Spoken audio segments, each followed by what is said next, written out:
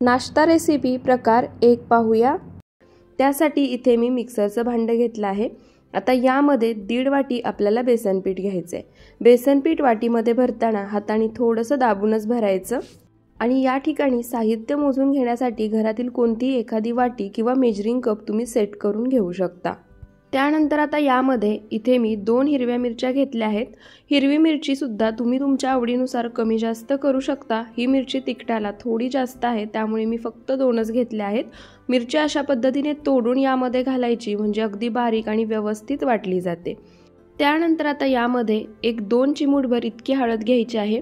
या पदार्थामध्ये हळद जास्त वापरली जात नाही त्यामुळे जास्त प्रमाणात घेऊ नका, फक्त 1 ते 2 चिमूटभरच हळद या ठिकाणी वापरायची आहे। त्यानंतर पोहे खायच्या चमच्याने यामध्ये 2 चमचे साखर घालायची, पाव चमचे मीठ घालायचं। मिठाचं प्रमाण एकदम परफेक्ट आहे, बाकी तुम्ही तुमच्या अंदाजाने सुद्धा घालू शकता आणि थोडीशी म्हणजे 2 ते 3 चिमूटभर हिंग घालायची। इथे मी एका अख्ख्या लिंबाचा रस काढून घेतला आहे, तो लिंबाचा रस यामध्ये घालायचा आणि आता ज्या वाटीने आपण बेसन पीठ मोजून घेतलं होतं त्याच वाटीने यामध्ये 1 वाटी इतकं पाणी घालायचं आहे। 1.5 वाटी बेसन पिठासाठी 1 वाटी पाणी एकदम अचूक प्रमाण आहे। यापेक्षा जास्त पाण्याचा वापर या ठिकाणी अजिबात करायचा नाही। आता हे सर्व साहित्य मिक्सरला एकदा फिरवून घेऊयात। तर फक्त 1 मिनिटभर हे साहित्य मी मिक्सरला फिरवून घेतले आणि तुम्ही या ठिकाणी पाहू शकता एकदम छान आणि स्मूथ अशी याची पेस्ट तयार झाली आहे। कन्सिस्टन्सी सुद्धा तुम्ही या बॅटरची पाहू शकता। 1 वाटी पाण्यापेक्षा जास्त पाणी या ठिकाणी वापरू नका। तर इथे मी सर्व बॅटर एका बाउलमध्ये काढून घेतले। आता पुढची तयारी करण्याआधी आपण या ठिकाणी इथे मी कुकर घेतलाय। कुकरमध्ये 1 ग्लास इतकं पाणी घालायचंय। पाणी घातल्यानंतर यामध्ये एखादं स्टँड किंवा जाळी ठेवायची। त्यानंतर कुकरच्या झाकणाची शिट्टी काढायची, रिंग आपल्याला तशीच ठेवायची आहे। त्यानंतर झाकण कुकरला लावायचं आणि पाणी गरम होण्यासाठी गॅसवर कुकर ठेवून द्यायचा। मध्यम किंवा मोठ्या आचेवरती पाणी आपल्याला गरम करून घ्यायचंय। पाणी छान उकळलेलं असायला पाहिजे। त्याचसोबत इथे मी एक स्टीलचं पातेलं घेतलं आहे। आता याला सुद्धा आपण तेलाने ग्रीस करून घेऊयात। या ठिकाणी तुम्ही पातेल्याऐवजी एखादा कुकरचा डब्बा असेल तर तो सुद्धा वापरू शकता किंवा तुमच्याजवळ एखादी पसरट डिश असेल तर ती सुद्धा वापरू शकता। तर इथे पातेल्याला आतल्या बाजूनी तेलाने मी छान असं ग्रीस करून घेतले, सर्व बाजूनी तेल लावून घेतले। आता आपण राहिलेली तयारी करून घेऊयात। तर इथे बॅटर मी बाउलमध्ये काढून घेतलं होतं। आता यामध्ये पोहे खायच्या चमच्याने 2 चमचे इतकं कच्चं तेल घालायचं। तेल घातलं की हा पदार्थ छान जाळीदार मऊ लुसलुशीत तयार होतो आणि खाताना घशामध्ये अडकत नाही किंवा घास रुतत नाही। तेल घातल्यानंतर आता हे तेल बॅटरमध्ये आपण एकसारखं मिक्स करून घेऊयात। तर इथे पहा तेल बॅटरमध्ये छान मिक्स झाले। पुन्हा एकदा बॅटरची कन्सिस्टन्सी तुम्हाला दाखवते। त्यानंतर आता यामध्ये पोहे खायच्या चमच्यानेच 1 चमचा इतका इनो घालायचा। तर या ठिकाणी इनो मी जो नॉन फ्लेवर्ड असतो म्हणजे कोणताही फ्लेवर नसतो तो वापरलाय, तुम्ही सुद्धा तोच वापरा। त्यानंतर इनो ॲक्टिवेट करण्यासाठी यामध्ये 1 ते 2 थेंब इतकं पाणी घालायचं। इनो ॲक्टिवेट झाला की बॅटरमध्ये लगेच एकसारख्या डायरेक्शनमध्ये फिरवत मिक्स करून घ्यायचा। बॅटर तुम्ही पाहू शकता जसजसा इनो बॅटरमध्ये मिक्स होतोय तसं हे बॅटर छान फुलायला लागले, छान फ्लपी झाले। तुम्ही बॅटर आधी आणि आत्ता यामधला फरक पाहू शकता। तर इथे पहा इनो घातल्यानंतर 1 अर्धा मिनिटभर हे बॅटर मी एकाच डायरेक्शनमध्ये फिरवत मिक्स करून घेतले। जास्त वेळ हे मिक्स करत बसायचं नाही। इनो घातल्यानंतरची पुढची प्रोसेस आपल्याला लगेच करून घ्यायची आहे। तर इथे बॅटर छान फ्लपी असं तयार झालं आहे। आता ज्या पातेल्याला आपण तेलाने ग्रीस करून घेतलं होतं त्या पातेल्यामध्ये हे सर्व बॅटर आपण काढून घेऊयात। तर जसं मी तुम्हाला आधी सांगितलं इनो घातल्यानंतरची पुढची प्रोसेस आपल्याला लगेच करायची आहे, त्यामुळे सुरुवातीला पातेल्याला तेलाने ग्रीस करून घ्यायचं, सोबतच कुकरमध्ये सुद्धा पाणी गरम होण्यासाठी ठेवायचं। कारण जर थंड पाण्यामध्ये तुम्ही हे पातेलं ठेवलं तर त्याला हीट मिळणार नाही आणि आपण जो पदार्थ बनवतोय तो छान जाळीदार होणार नाही आणि व्यवस्थित फुलणार सुद्धा नाही। लगेच पातेलं कुकरमध्ये ठेवायचं, कुकरला झाकण लावायचं। लक्षात ठेवा कुकरची शिट्टी काढायची आहे आणि आता मध्यम आचेवरती 20 मिनिटं हा ढोकळा आपल्याला स्टीम करून घ्यायचा आहे। आता इथे मी एक तुम्हाला महत्त्वाची टिप सांगते। जर मोठ्या बर्नरच्या गॅसवरती तुम्ही हा ढोकळा ठेवला असेल तर 20 मिनिटं मध्यम आचेवर स्टीम करून घ्या। जर लहान बर्नरवरती हा ढोकळा तुम्ही स्टीम करण्यासाठी ठेवला असेल तर मध्यम आचेवरतीच पण 25 ते 26 मिनिटं स्टीम करून घ्या।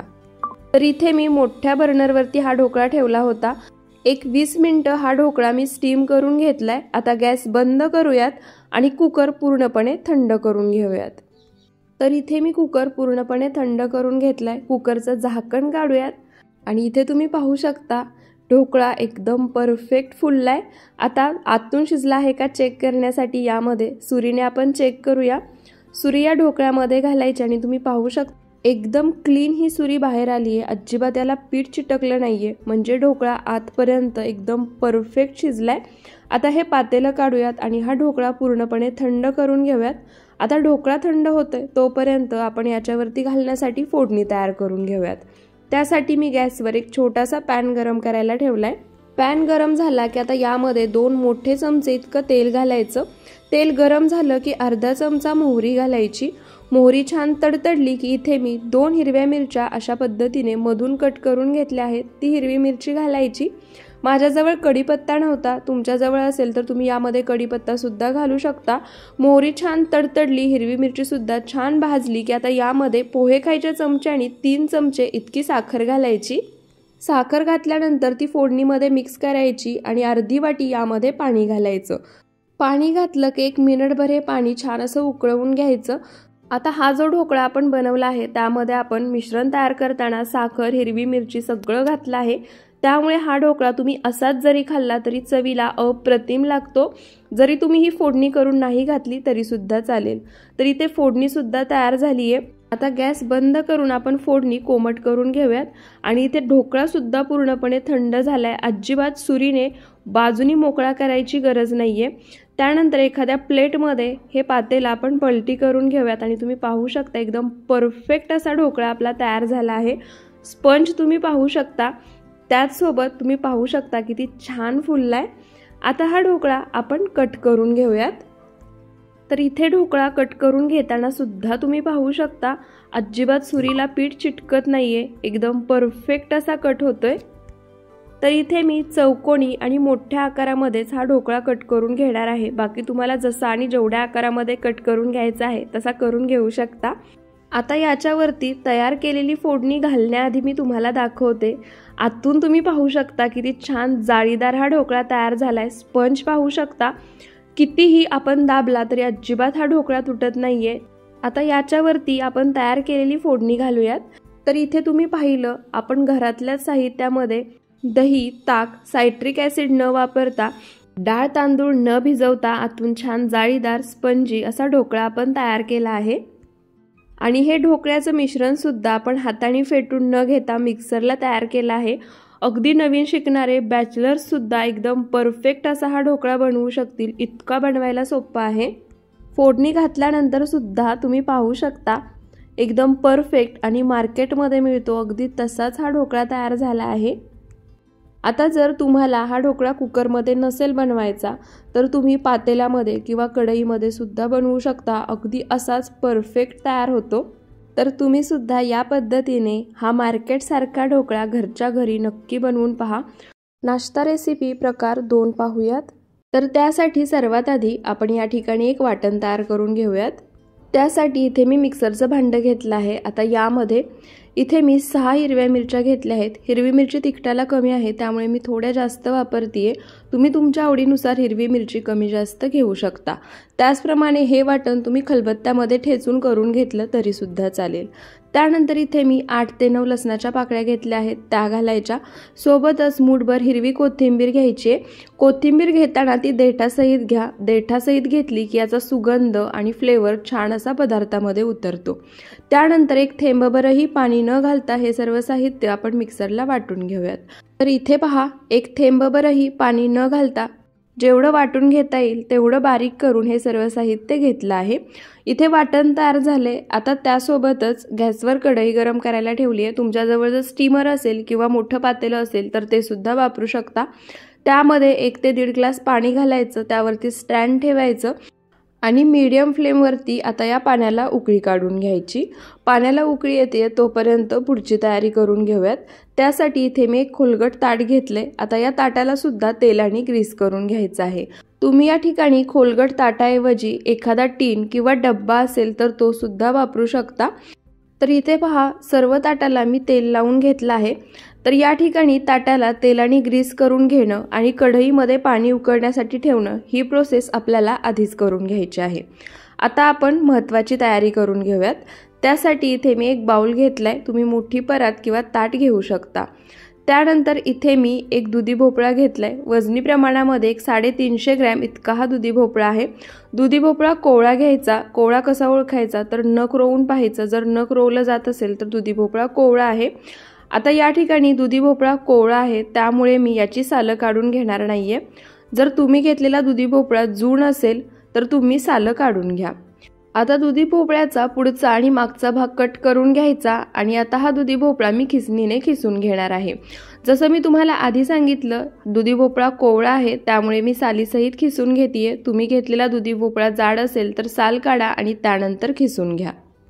तर इथे पहा सर्व दुधी भोपळा मी खिसून घेतला आहे। दुधी भोपळा खिसला ना की लगेच काळा पडायला लागतो, त्यामुळे आता पुढची प्रोसेस आपल्याला लगेच करून घ्यायची आहे। तर आता या ठिकाणी मी 350 ग्रॅम इतका दुधी भोपळा घेतला होता, त्यासाठी यामध्ये 1 वाटी इतकं बेसन पीठ घालायचं। ज्या वाटीने बेसन पीठ घेतलं आहे त्याच वाटीने यामध्ये अर्धी वाटी तांदळाचं पीठ घालायचं। आता जर तांदळाचं पीठ तुमच्याजवळ नसेल तर तुम्ही तांदळाच्या पिठाऐवजी अर्धी वाटी रवा घातला तरी सुद्धा चालेल। त्यानंतर आपण लसूण, हिरवी मिरची आणि कोथिंबीरीचं जे वाटण तयार करून घेतलं होतं ते सर्व वाटण घालायचं। आता यामध्ये आपण काही पावडर मसाले घालून घेऊयात। त्यामध्ये एक मोठा चमचा धणे पावडर घालायची। धणे पावडर थोडेशा जास्त प्रमाणामध्ये वापरली तरी चालेल। एक छोटा अर्धा चमचा यामध्ये भाजलेली जिरेपूड घालायची। छोटा अर्धा चमचा गरम मसाला घालायचा आणि 1 चमचा यामध्ये कलरसाठी काश्मीरी लाल मिरची पावडर घालायची। ही लाल मिरची पावडर तिखट नाहीये कारण आपण तिखटपणासाठी यामध्ये हिरवी मिरची वापरली आहे। आणि सोबतच 2 मोठे चमचे इतके पांढरे तीळ घालायचे। त्यानंतर इथे मी अर्धा चमचा ओवा घेतलाय। ओवा हातावरती घ्यायचा आणि अशा पद्धतीने क्रश करून यामध्ये घालायचा। तुम्ही या ठिकाणी ओव्यासोबतच एक छोटा अर्धा चमचा यामध्ये बडीशेप सुद्धा घालू शकता। पाव चमचा इतकी हिंग घालायची आणि एक छोटा चमचा किंवा चवीनुसार यामध्ये मीठ घालायचं। आता हे सर्व साहित्य आपण मिक्स करून घेऊयात आणि छान असं याचं पीठ तयार करून घ्यायचं आहे। तर या ठिकाणी हे पीठ तयार करून घेण्यासाठी मी 1 थेंबभरही पाण्याचा वापर करणार नाहीये, कारण दुधी भोपळ्याला भरपूर प्रमाणामध्ये पाणी सुटतं आणि त्या सुटणाऱ्या पाण्यामध्येच हे पीठ अगदी छान मळून होतं। जसं मी व्हिडिओमध्ये दाखवते त्या पद्धतीने हाताने जोर देऊन दाबून हे पीठ आपल्याला मळून घ्यायचं आहे, म्हणजे दुधी भोपळ्यामध्ये जे काही पाणी असेल ते पिठामध्ये छान मिक्स होईल आणि पीठ सुद्धा आपलं छान असं मळून होईल। 1 थेंबभरही तुम्हाला सुद्धा यामध्ये पाणी वापरायची अजिबात गरज नाहीये। तर इथे तुम्ही पाहू शकता छान असं पीठ तयार झालं आहे। तर इथे या पिठाची तुम्ही कन्सिस्टन्सी पाहू शकता। यापेक्षा जर आणखी जास्त सैलसर हे पीठ झालं असेल तर यामध्ये 2 ते 3 चमचे बेसन पीठ तुम्ही आणखी घालू शकता, पण जास्त पीठ घालायचं नाही, नाहीतर मग दुधी भोपळ्याची चव यामध्ये अजिबात लागणार नाही। त्यानंतर आता यामध्ये एक मोठा चमचा इतकं कच्चं तेल घालायचं। सोबतच या ठिकाणी एक छोटा अर्धा चमचा मी बेकिंग सोडा घेतलाय तो घालायचा आणि आता या सोड्यावरती इथे मी अर्धा लिंबू घेतला, या अर्ध्या लिंबाचा रस घालायचा। आता लिंबाचा रस घातला की काय होतं, सोडा छान ॲक्टिवेट होतो। सोबतच जो पदार्थ आपण बनवतोय तो तिखट आहेच, त्यासोबत त्यामध्ये छान असा आंबटपणा येतो आणि त्यामुळे हा पदार्थ खायला सुद्धा छान चटपटीत लागतो। तर या ठिकाणी तुम्ही पाहू शकता लिंबाचा रस घातल्यानंतर सोडा छान ॲक्टिवेट झाला आहे। आता सोडा ॲक्टिवेट झाला की हे मिश्रण एकाच डायरेक्शनमध्ये फिरवत छान असं मिक्स करून घ्यायचं। तर जेव्हा आपण यामध्ये बेकिंग सोडा घातल्यानंतर वरून लिंबाचा रस घालतो आणि सोडा ॲक्टिवेट करतो, त्यानंतरची प्रोसेस आपल्याला लगेच करून घ्यायची आहे। त्यामुळे सुरुवातीलाच कढईमध्ये पाणी उकळायला ठेवा आणि ताटाला किंवा जो तुम्ही टीन किंवा डब्बा वापरणार असाल त्याला तेलाने ग्रीस करून घ्या। तर आता हे तयार झालेलं पीठ म्हणजे मिश्रण आपण तेल लावून घेतलेल्या ताटामध्ये काढून घेऊयात आणि लगेच ताटामध्ये ते एकसारखं पसरवून घ्यायचं। तर इथे पहा सर्व मिश्रण ताटामध्ये मी छान एकसारखं पसरवून घेतलं आहे। आता या पसरवून घेतलेल्या मिश्रणावरती सुद्धा मी 1 चमचाभर तीळ घालणार आहे। वरून अशा पद्धतीने तीळ घातले की पदार्थ खाताना त्याची चव खूप छान लागते, पण याच्या वरून तीळ घालणं पूर्णपणे ऑप्शनल आहे। जर तुम्हाला नसेल घालायचे, नाही घातली तरी सुद्धा चालतील। तर इथे आपलं मिश्रण तयार करून होईपर्यंत, ताटामध्ये पसरवून घेईपर्यंत जे कढईमध्ये पाणी उकळायला ठेवलं होतं ते सुद्धा छान उकळले। आता मिश्रण पसरवून घेतलेलं ताट कढईमध्ये ठेवायचं, वरून त्याच्यावरती झाकण ठेवायचं आणि आता हे आपल्याला मध्यम आचेवरती एक 15 ते 20 मिनिटं स्टीम करून घ्यायचं आहे, म्हणजे शिजवून घ्यायचं आहे। तर इथे एक 20 मिनिटं झाले आहेत। मिश्रण मी 20 मिनिटं छान असं शिजवून घेतलं आहे, म्हणजे स्टीम करून घेतलं आहे। झाकण काढूयात। झाकण काढल्यानंतर तुम्ही पाहू शकता परफेक्ट असं स्टीम झालंय। तरीसुद्धा आतपर्यंत हे शिजलं आहे का ते पाहण्यासाठी इथे मी सुरी घेतली आहे। सुरी आतमध्ये घालायची, पाहू शकता एकदम क्लीन बाहेर आली आहे, म्हणजे हे एकदम परफेक्ट असं स्टीम झाले, म्हणजे शिजले। आता गॅस बंद करूयात। हे ताट काढून घ्यायचं आणि पूर्णपणे थंड करून घ्यायचं। तर इथे एक 15 मिनिटं ही जी दुधी भोपळ्याची वडी आहे ती मी थंड करून घेतली आहे। आता याच्या आपण वड्या पाडून घेऊयात। तर इथे ना मी उभ्या आडव्या अशा चौकोनी आकारामध्ये या वड्या कट करून घेणार आहे। तुम्हाला हव्या आहेत त्या आकारामध्ये कट करून घेऊ शकता। तर इथे पहा छान चौकोनी आकारामध्ये या वड्या मी कट करून घेतल्या आहेत। आता या वड्या मी तुम्हाला काढून दाखवते। अजिबात ताटाला चिटकत नाहीत, अगदी सहज मोकळ्या होतात। हे पहा, एखाद्या चमच्यानी किंवा उलटण्यानी या वड्या ताटापासून वेगळ्या करून घ्यायच्या। आणि आता या ठिकाणी मी तुम्हाला वडी दाखवते। तुम्ही पाहू शकता अगदी आतपर्यंत छान शिजली आहे, सोबतच छान जाळीदार आणि स्पॉन्जी तयार होते आणि चवीला तर भन्नाट लागते। तुमची मुलं असो किंवा घरातील कोणीही जर दुधी भोपळा खात नसतील ना, तर एकदा दुधी भोपळ्याच्या या वड्या नक्की बनवून पहा, आवडीने खातील। आता या वड्या तुम्हाला हवं असेल तर तुम्ही अशाच खाऊ शकता, अशाही छान लागतात, किंवा मग तेलामध्ये तुम्ही तळून घेऊ शकता, किंवा नुसत्या तेलामध्ये परतून किंवा शालो फ्राय करून घेऊ शकता। तर या सर्व वड्या मी आता एका ताटामध्ये काढून घेते। तर इथे सर्व वड्या मी ताटामध्ये काढून घेतल्या आहेत। तुम्हाला पुन्हा एकदा वडी दाखवते। तुम्ही पाहू शकता आतून छान जाळीदार तयार झाली आहे आणि तेवढीच छान सॉफ्ट झाली आहे। आता यातील थोड्याशा वड्या मी फ्राय करून घेणार आहे, बाकीच्या हवाबंद डब्यामध्ये भरून फ्रीजमध्ये ठेवणार आहे। या वड्या तुम्ही 4 ते 5 दिवस फ्रीजमध्ये ठेवून छान पाहिजे तेव्हा फ्राय करून खाऊ शकता। तर वड्या फ्राय करण्यासाठी गॅसवर पॅनमध्ये मी तेल गरम करायला आधीच ठेवलं होतं। तेल छान गरम झालं आहे। आता यामध्ये बनवून घेतलेल्या वड्या सोडायच्या आणि अलटी पलटी करत मीडियम टू लो फ्लेमवरती छान सोनेरी रंग येईपर्यंत खरपूस अशा तळून घ्यायच्या। एका वेळी जर भांडं मोठं असेल, म्हणजे तुम्ही घेतलेली कढई पॅन मोठा असेल, तर 6 ते 7च वड्या तळून घ्यायच्या, त्यापेक्षा जास्त नाही। वडी खालच्या बाजूनी पाहू शकता छान अशी फ्राय झाली की पलटी करायची, दुसऱ्या बाजूनेही फ्राय करून घ्यायची आणि याच पद्धतीने अलटी पलटी करत छान सोनेरी रंग येईपर्यंत वड्या छान खरपूस होईपर्यंत आपल्याला फ्राय करून घ्यायच्या आहेत। आपण यामध्ये बेसन पिठासोबत तांदळाचं पीठ सुद्धा वापरले, त्यामुळे तर या वड्या छान कुरकुरीत अशा लागतात आणि खरं सांगते खायला सुद्धा एवढ्या चविष्ट लागतात, कुणाला समजणार सुद्धा नाही की तुम्ही या दुधी भोपळ्यापासून बनवल्या आहेत। आणि पहा, एकदा जर वड्या तुम्ही या पद्धतीने बनवल्या ना, तर घरचे पुन्हा पुन्हा बनवायला लावतील आणि दुधी भोपळा आवडीने खातील, ही गॅरंटी आहे। तर इथे पहा अलटी पलटी करत दोन्ही बाजूनी छान सोनेरी रंग येईपर्यंत या वड्या मी फ्राय करून घेतल्या आहेत। आता या वड्या एखाद्या किचन पेपरवरती काढून घेऊयात, म्हणजे यामध्ये जे काही एक्स्ट्रा तेल असेल ते सर्व निघून जाईल। तर इथे वड्या मी किचन पेपरवरती काढून घेतल्या आहेत। आता राहिलेल्या वड्या सुद्धा मी याच पद्धतीने जेवढ्या तळून घ्यायच्या आहेत तेवढ्या तळून घेणार आहे। तर इथे पहा, जेवढ्या वड्या मला तळून घ्यायच्या होत्या तेवढ्या मी तळून घेतल्या आहेत। बाकीच्या वड्या हवाबंद डब्यामध्ये भरून मी फ्रीजमध्ये ठेवून देणार आहे। जेव्हा खायचं आहे तेव्हा मस्त फ्राय करायच्या आणि टोमॅटो केचप सोबत किंवा हिरव्या चटणीसोबत सर्व करायच्या।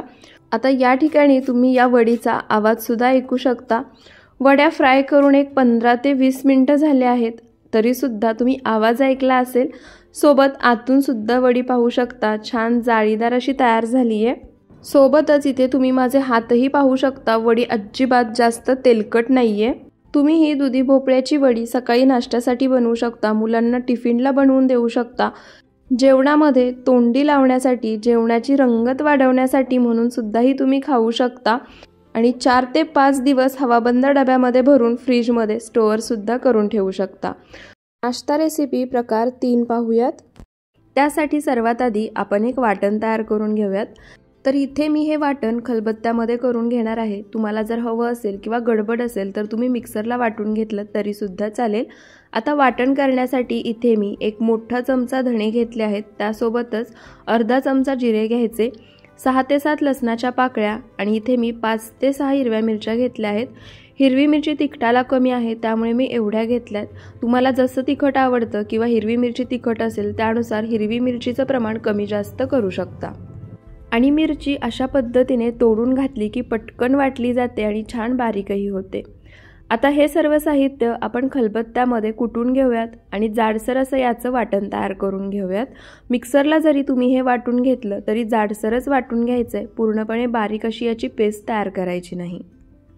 तर इथे पहा, सर्व साहित्य मी जाडसर असं कुटून घेतलं आहे, पूर्ण बारीक अशी पेस्ट तयार केली नाहीये। आणि इथे आपलं जसं आपल्याला हवं आहे तसं एकदम परफेक्ट वाटण तयार झालं आहे। आता आपण पुढची तयारी करून घेऊयात। तर त्यासाठी इथे मी एक जुडी कोथिंबीर स्वच्छ साफ करून धुवून चाळणीमध्ये निथळत ठेवली होती, त्यातील सर्व पाणी निघून गेलं आहे। आता कोथिंबीर नीट करून घेताना यामध्ये जर कोवळ्या काड्या असतील तर त्या सुद्धा घ्यायच्या। इथे मी सुद्धा कोथिंबीर साफ करून घेत असताना यामध्ये जे काही कोथिंबीरीच्या कोवळ्या काड्या किंवा कोवळे देठ असतील तर ते सुद्धा घेतले आहेत। आता ही कोथिंबीर आपल्याला जेवढी चिरून घेता येईल तेवढी बारीक चिरून घ्यायची आहे।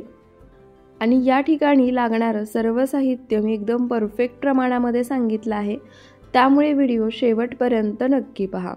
तर आता ही सर्व कोथिंबीर मी याच पद्धतीने जेवढी बारीक चिरून घेता येईल तेवढी बारीक चिरून घेते। तर इथे मी सर्व कोथिंबीर चिरून घेतली आहे। चिरलेली कोथिंबीर एका बाउलमध्ये काढली आहे। बाउलमध्ये कोथिंबीर भरताना हाताने दाबून भरायची आणि 1 बाउल इतकी कोथिंबीर या ठिकाणी भरली आहे। आता ही सर्व कोथिंबीर आपण एका दुसऱ्या बाउलमध्ये काढून घेऊयात, कारण याच बाउलनी आपल्याला दुसरं साहित्य मोजून घ्यायचं आहे आणि यामध्ये जे काही साहित्य लागणार आहे ते मी एकदम परफेक्ट प्रमाणामध्येच तुम्हाला सांगणार आहे। आता सर्वात आधी आपण यामध्ये काही पावडर मसाले घालून घेऊयात। त्यामध्ये एक छोटा अर्धा चमचा हळद, 1 चमचा काश्मीरी लाल मिरची पावडर। ही मिरची पावडर तिखटाला कमी आहे, तुम्ही तुमच्या आवडीनुसार घालू शकता, कारण आपण यामध्ये हिरवी मिरची सुद्धा वापरली आहे। एक छोटा अर्धा चमचा गरम मसाला आणि 2 चमचे इतके यामध्ये मी पांढरे तीळ घालणार आहे। यामध्ये पांढरे तीळ चवीला छान लागतात, त्यामुळे जास्त घातले तरी सुद्धा चालतील आणि 1 चमचा किंवा चवीनुसार मीठ घालायचं। आता या पदार्थाची चव आणखी वाढावी, पदार्थ छान चटपटीत व्हावा, यासाठी यामध्ये इथे मी अर्ध लिंबू घेतले, या अर्ध्या लिंबाचा रसही घालायचा। आणि आपण जो हा पदार्थ बनवतोय तो मी तुम्हाला सुरुवातीलाच सांगितले, 7 ते 8 दिवस हा पदार्थ छान टिकतो। तुम्ही घरामध्ये सुद्धा बनवून ठेवू शकता, हवं तेव्हा खाऊ शकता किंवा बाहेर प्रवासामध्ये जायचं असेल तरी सुद्धा बनवू शकता। त्यानंतर आता यामध्ये जे आपण वाटण तयार करून घेतलं आहे ते वाटण घालायचं आणि आता हे सर्व साहित्य आपण एकसारखं मिक्स करून घ्यायचं आहे, छान एकजीव करायचं आहे। कोथिंबीरीला स्वतःचं असं पाणी सुटतं, त्यासोबतच आपण यामध्ये मीठ आणि लिंबू सुद्धा घातलं आहे, त्यामुळे तर कोथिंबीरीला अगदी छान पाणी सुटतं। त्यामुळे अशा पद्धतीने हाताने दाबून जोर देऊन ही कोथिंबीर सर्व मसाल्यांसोबत आपल्याला मिक्स करून घ्यायची आहे। तर इथे पहा, सर्व साहित्य कोथिंबीर एकसारखी मिक्स करून घेतली आहे, छान एकजीव झाली आहे आणि कोथिंबीरीला छान पाणीही सुटले।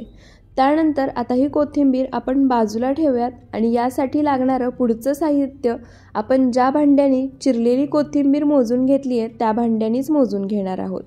तर इथे पहा, या बाउलनी मी चिरलेली कोथिंबीर मोजून घेतली होती। कोथिंबीर बाउलमध्ये भरताना हाताने दाबून भरली होती आणि 1 बाउल इतकी ही कोथिंबीर होती। आता त्याच बाउलनी किंवा त्याच भांड्याने मोजून इथे मी अर्धा बाउल इतकं ज्वारीचं पीठ घेतलं आहे आणि या ठिकाणी हे जे ज्वारीच्या पिठाचं प्रमाण आहे ते एकदम परफेक्ट आहे, कमी जास्त अजिबात होत नाही। आणि पोहे खायच्या चमच्याने मोजून यामध्ये 3 चमचे इतकं तांदळाचं पीठ घालायचं आहे। आता जे ज्वारीचं आणि तांदळाचं पीठ आपण घेतलं आहे ते मिक्स करून एकजीव करून घेऊयात आणि त्यानंतर जी कोथिंबीर आपण सर्व मसाले लावून घेतले आहे त्या कोथिंबीरीमध्ये घालूयात। तर आता या ठिकाणी जसं मी सुरुवातीपासून तुम्हाला सांगितले, पिठाचं प्रमाण एकदम परफेक्ट आहे, अजिबात जास्त होत नाही किंवा कमी होत नाही, त्यामुळे मी एकाच वेळी सर्व पीठ घातले। त्यामुळे तुम्ही सुद्धा एका वेळी सर्व पीठ घालून हे पीठ मळून घेतलं तरी चालेल। थोडं थोडं करून पीठ घालून मिक्स करून घ्यायची काहीही गरज नाही।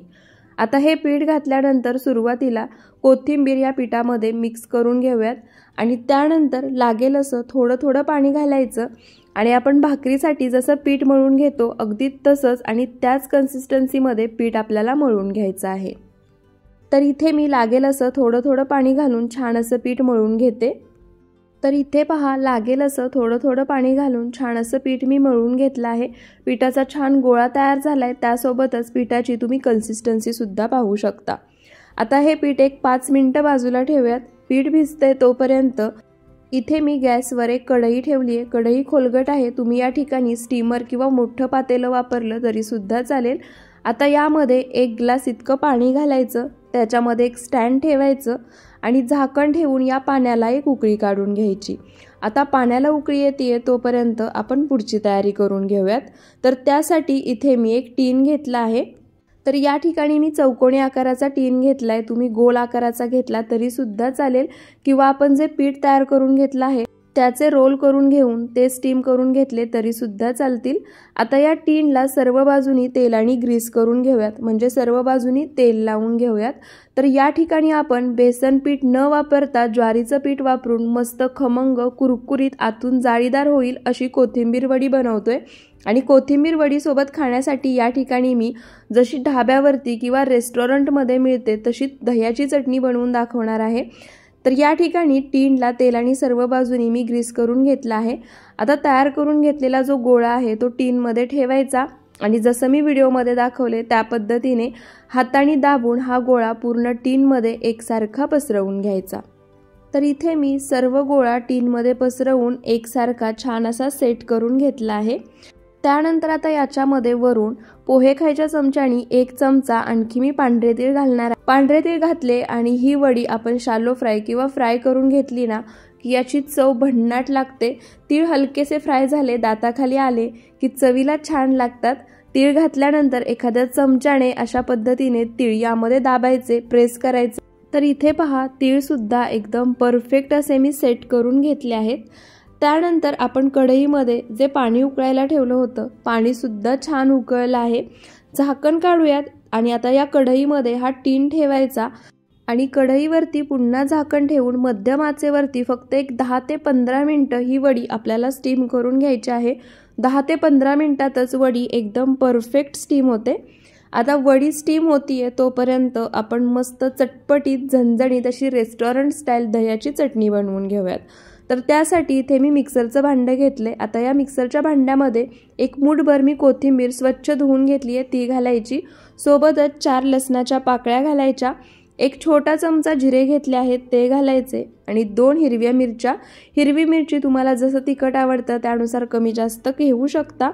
आणि आता ही चटणी छान चटपटीत व्हावी यासाठी यामध्ये 4 चमचे इतकं दही घालायचं। दही हलकंसं आंबट घ्यायचं आहे, चवीनुसार मीठ घालायचं आणि आता हे सर्व साहित्य आपण पाणी न घालता मिक्सरला फिरवून घेऊया। लक्षात ठेवा ही चटणी बनवून घेण्यासाठी 1 थेंबभरही पाण्याचा वापर या ठिकाणी करायचा नाहीये।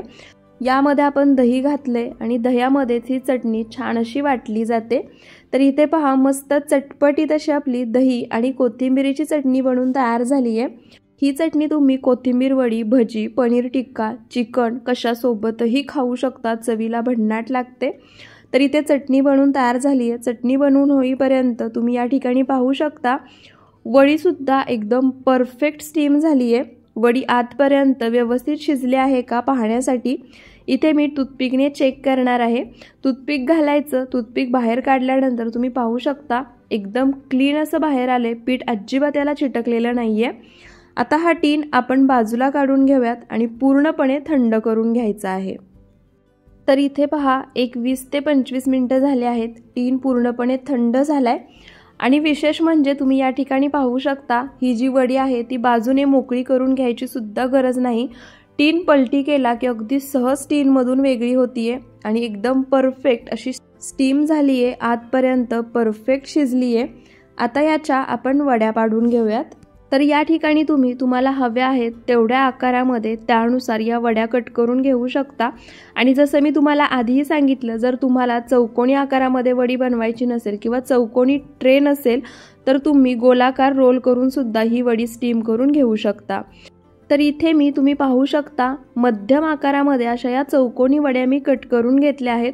वडी तुम्ही पाहू शकता एकदम परफेक्ट अशी तयार झाली आहे। आता या ज्या सर्व वड्या आहेत त्या आपण अशा पद्धतीने वेगळ्या करून घेऊयात।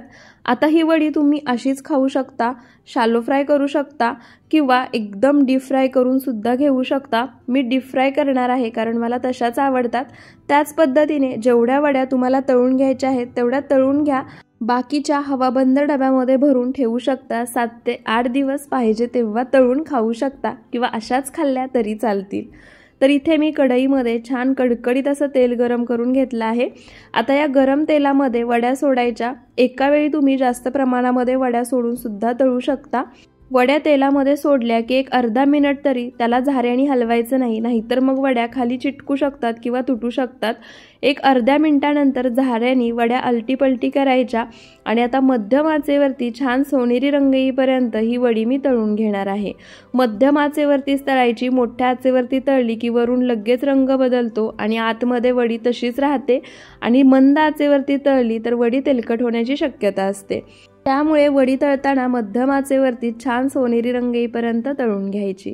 तर इथे तुम्ही पाहू शकता छान सोनेरी रंग येईपर्यंत ही वडी मध्यम आचेवरती मी तळून घेतलीये। वडी दिसायलाच छान दिसतीये। आता एखाद्या किचन पेपरवरती या वड्या आपण काढून घेऊयात, म्हणजे काही एक्स्ट्रा तेल असेल तर ते सुद्धा निघून जाईल। आणि आता याच पद्धतीने राहिलेल्या वड्या सुद्धा मी तळून घेणार आहे। तर इथे पहा, जेवढीही कोथिंबीर वडी मला आत्ता खायची होती तेवढीच मी तळून घेतलीये। वडी तुम्ही पाहू शकता दिसायलाच सुंदर दिसतीये, चवीला सुद्धा तेवढीच भन्नाट झाली आहे। आणि या ठिकाणी तुम्ही वडीचा आवाज ऐकू शकता, झाली आहे ना मस्त कुरकुरीत आणि खुसखुशीत। आतून सुद्धा तुम्ही पाहू शकता एकदम मस्त तयार झाली आहे। आणि आपण बेसन पीठ वापरून जेव्हाही कोथिंबीर वडी बनवतो ना, त्यापेक्षा सुद्धा चवीला ज्वारीचं पीठ घालून बनवलेली कोथिंबीर वडी छान लागते। आणि या चटणी सोबत तर अप्रतिम। एकदा बनवलीत ना तर पुन्हा पुन्हा बनवून खाल। तर मग तुम्ही सुद्धा एकदा या पद्धतीने ही कोथिंबीर वडी नक्की बनवून पहा। 7 ते 8 दिवस छान टिकते, मुलांच्या टिफिनला सुद्धा देऊ शकता। नाश्ता रेसिपी प्रकार 4 पाहूयात। त्यासाठी इथे मी 1 वाटी तांदूळ रात्रभर पाण्यामध्ये भिजवून घेतले आहेत। जर तुम्हाला गडबड असेल तर तुम्ही 3 ते 4 तास तांदूळ पाण्यामध्ये भिजवून घेतले तरी सुद्धा चालतील। या ठिकाणी तुम्ही पाहू शकता तांदूळ एकदम छान असा भिजला आहे, नखानी तोडला तरी लगेच तुटतोय। आता हे जे पाणी आहे ते आपण यामधून काढून घेऊयात। तर इथे सर्व तांदळामधलं पाणी मी काढून घेतलं आहे। त्यानंतर आता एका मिक्सरच्या भांड्यामध्ये हे सर्व तांदूळ आपल्याला काढून घ्यायचे आहेत। तर इथे मी सर्व तांदूळ मिक्सरच्या भांड्यामध्ये काढून घेतले आहेत। आता हे तांदूळ आपल्याला मिक्सरला फिरवून एकदम बारीक असे वाटून घ्यायचे आहेत। पण यामध्ये आपण पाण्याचा वापर न करता तांदूळ वाटून घेण्यासाठी एक वेगळा पदार्थ वापरतोय। तो कोणता ते पुढे तुम्हाला समजेलच। पण त्याआधी यामध्ये इथे मी 3 हिरव्या मिरच्या घेतल्या आहेत, त्या अशा पद्धतीने तोडून घालायच्या। सोबतच 2 आल्याचे तुकडे घालायचे आणि तांदूळ बारीक करून घेण्यासाठी पाणी न वापरता इथे मी दह्याचा वापर करणार आहे। त्यासाठी ज्या वाटीने 1 वाटी तांदूळ मोजून घेतला होता त्याच वाटीने यामध्ये अर्धी वाटी इतकं दही घालायचं। आणि आता हे सर्व साहित्य मिक्सरला फिरवून एकदम छान अशी पेस्ट तयार करून घ्यायची। तांदूळ एकदम बारीक वाटून घ्यायचा आहे, अजिबात जाडसर किंवा रवाळ नाही राहिला पाहिजे।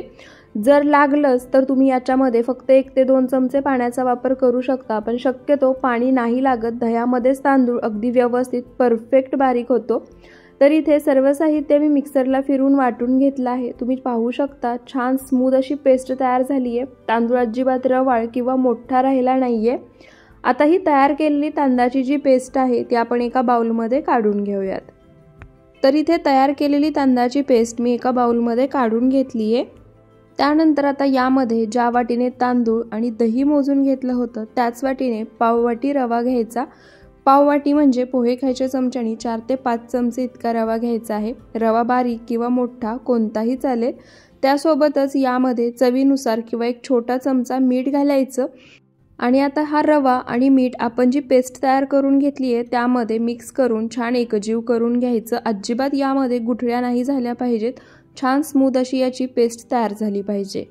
तर इथे सर्व साहित्य छान एकजीव करून घेतले, व्यवस्थित मिक्स केले, छान स्मूथ असं इथं बॅटर तयार झाले। त्यानंतर आता यामध्ये आपण रवा घातलाय, रवा छान फुलला पाहिजे, यामध्ये व्यवस्थित भिजला पाहिजे। त्यासाठी याच्यावरती झाकण ठेवायचं आणि एक 10 मिनिटं हे बॅटर आपल्याला भिजण्यासाठी बाजूला ठेवायचे। तर इथे बॅटर भिजते तोपर्यंत एखाद्या स्टीमरमध्ये किंवा कढईमध्ये आपण पाणी उकळण्यासाठी ठेवणार आहोत। तर इथे 10 मिनिटं झाली आहेत, पाणी सुद्धा मी एका कढईमध्ये उकळण्यासाठी ठेवलं आहे। बॅटर सुद्धा छान भिजला आहे, रवा फुललाय, त्यामुळे तुम्ही बॅटरची कन्सिस्टन्सी पाहू शकता। आधीपेक्षा बॅटर तुम्हाला थोडंसं घट्टसर झालेलं दिसत असेल। आता यामध्ये 1 ते 2 चमचे इतकं पाणी घालायचं आणि या बॅटरची कन्सिस्टन्सी आपल्याला ॲडजस्ट करून घ्यायची आहे। तर या ठिकाणी जास्त पाणी वापरायचं नाही, फक्त 1 ते 2 चमचेच पाण्याचा वापर करायचा आहे। पाणी घातल्यानंतर बॅटर एकाच डायरेक्शनमध्ये फिरवत मिक्स करून 1 ते 2 मिनिटं आपल्याला छान फेटून घ्यायचं आहे। तर पाणी घातल्यानंतर 1 ते 2 मिनिटं बॅटर एकाच डायरेक्शनमध्ये फिरवत छान असं मी फेटून घेतलंय।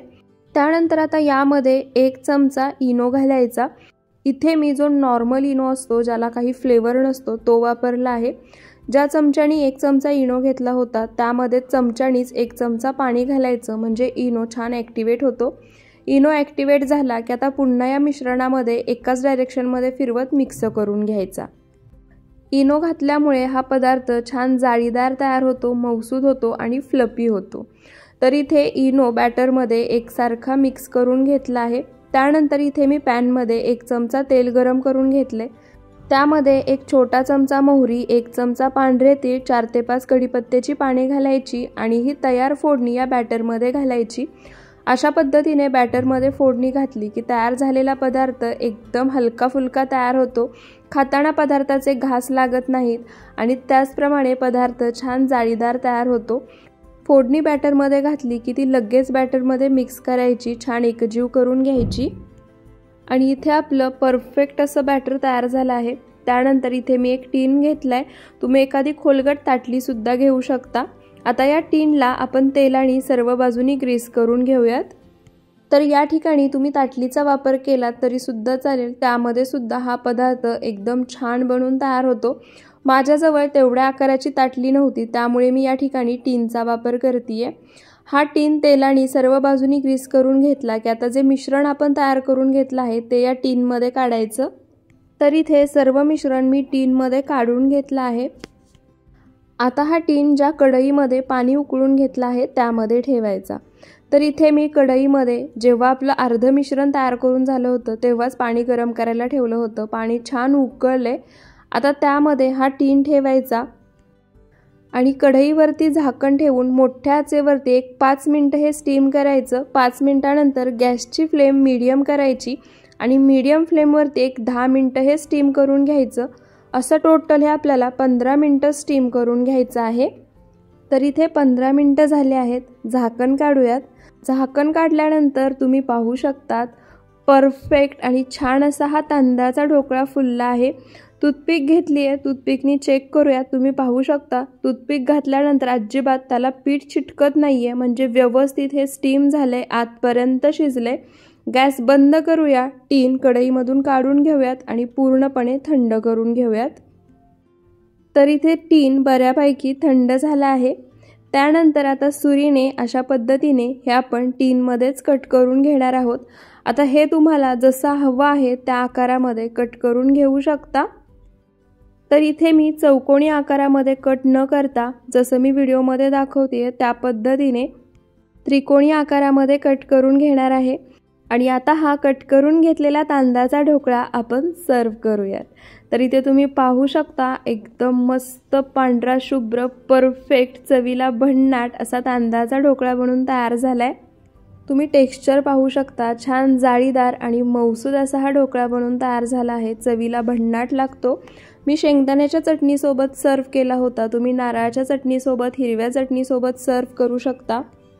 फक्त 10 मिनिटात बनून तयार होतो आणि चवीला तर अप्रतिम, मुलंसुद्धा आवडीनं खातील। तर तुम्ही सुद्धा हा तांदळाचा ढोकळा एकदा नक्की बनवून पहा। तर इथे आपले 4ही प्रकारचे वेगवेगळे नाश्त्याचे प्रकार बनवून तयार झाले आहेत। यातील कोणताही पदार्थ तुम्ही सकाळच्या नाश्त्यासाठी किंवा दुपारी जेवणामध्ये किंवा संध्याकाळच्या नाश्त्यासाठी बनवू शकता। तुम्हाला यातील कोणती रेसिपी सर्वात जास्त आवडली ते मला कमेंट करून नक्की सांगा। अशा रेसिपीज तुम्हाला पाहायला आवडतील का ते सुद्धा सांगा आणि अशाच रेसिपीजसाठी आपल्या सरिताज किचन मराठीला सबस्क्राइब नक्की करा। व्हिडिओला लाईक आणि शेअर करायला विसरू नका। पुन्हा भेटूयात अशाच वेगवेगळ्या रेसिपीज सोबत। व्हिडिओ शेवटपर्यंत पाहिल्याबद्दल खूप खूप धन्यवाद।